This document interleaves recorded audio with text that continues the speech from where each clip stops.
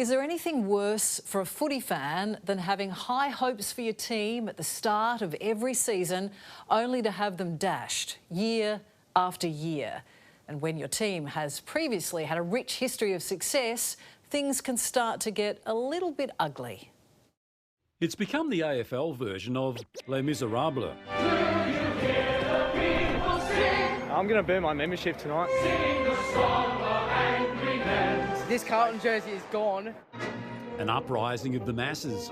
And let's be frank, the Carlton Football Club has long considered itself an aristocracy. Its home ground is Princes Park, and it's situated on Royal Parade. Well, the board meetings are interesting. In fact, I look back now and just have a bit of a giggle, really, because there's more business deals done in those board meetings, and I'm not a business person and a fair dinkum.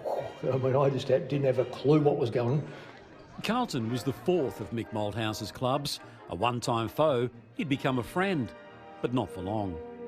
I found that my parents had a heck of a lot to say. I was astounded how much outside influence there was in trying to get the football club to operate and go one way. There was bits and pieces hanging off everywhere, and that drags you back. So as Carlton fans arrive at the MCG tonight for their big clash against the Pies, they're asking themselves a question that most people are asking. How did it actually get to this point? How did it become so bad? I mean, Carlton are supported from paupers to prime ministers. That's right, prime ministers. Liberal prime ministers. But the Blues, they don't know what to do. Carlton or Collingwood?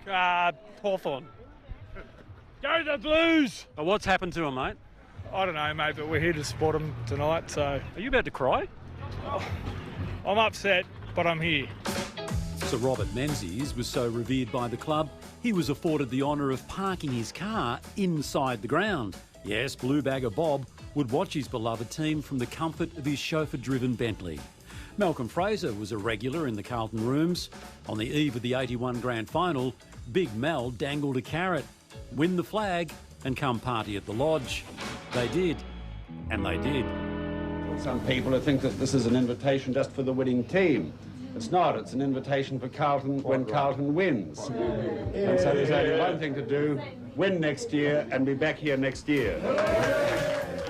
It's no secret that a couple of players pilfered souvenirs from the lodge, and despite urgings from the federal police, not all the stash was returned.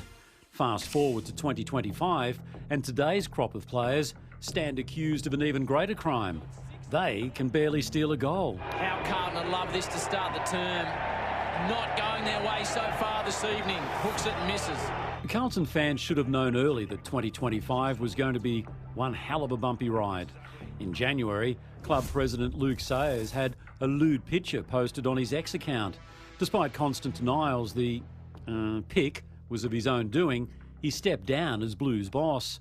It followed a fine tradition of Carlton presidents either walking out the door or being shown it. At the height of his powers, both in business and politics, John Elliott reigned supreme at Princes Park for 2 decades, only to be booted out in 2002. His name, chiselled from the stand, named in his honour. No comment today. I'm watching the football today. I hope Carlton win. Chiquitita, tell me the truth. The club has had plenty of other heavy hitters in its corner, not least ABBA and the late cardboard king Richard Pratt. Even Dr Jeffrey Edelsten was a benefactor. Of course, this was post Blue Helicopters and Sydney Swans. The club cafe, in fact, is named in his honour. Sadly, the only thing on the menu at the moment seems to be the coach's head. We have to keep focusing on what's important, but we also acknowledge that there is a frustration and disappointment as well. So we feel that and we hear that. Michael Voss earned legend status at the Brisbane Lions as a 3-time premiership player. You little beauty! But those glory days must seem a lifetime ago, particularly as he prepares to lead his embattled Blues into a lopsided showdown tonight with arch foes and red-hot premiership favourites, Collingwood. I think it might be time for Michael Voss to go. I reckon as well. Get rid of him.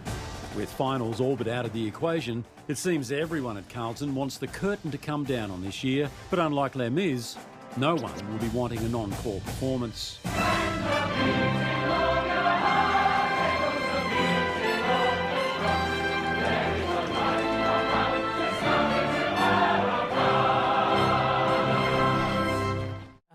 And for the sake of downtrodden Blues fans, let's hope they can bounce back one more time.